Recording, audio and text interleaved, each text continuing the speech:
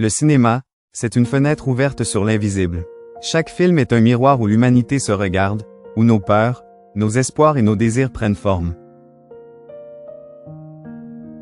De Metropolis, de Fritz Lang, 1927, à Inception, de Christopher Nolan, 2010, les réalisateurs nous invitent à traverser la frontière entre rêve et réalité. Dans Inception, la toupie qui tourne sans fin devient un symbole.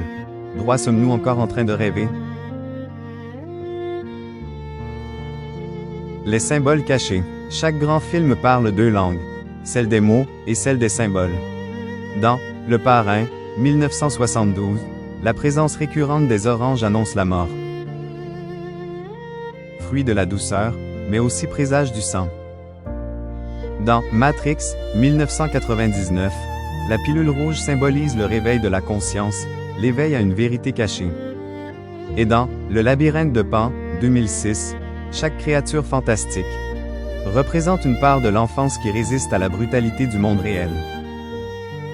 Ces symboles, souvent invisibles au premier regard, sont la signature secrète des cinéastes.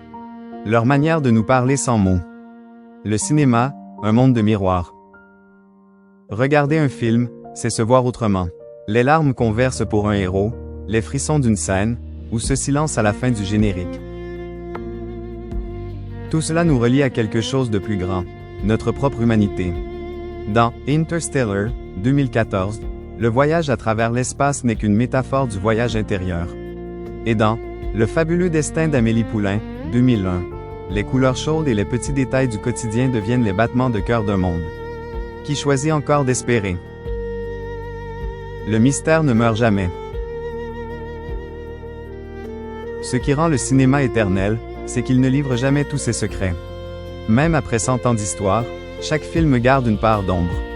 On peut l'analyser, le décortiquer, en parler pendant des heures.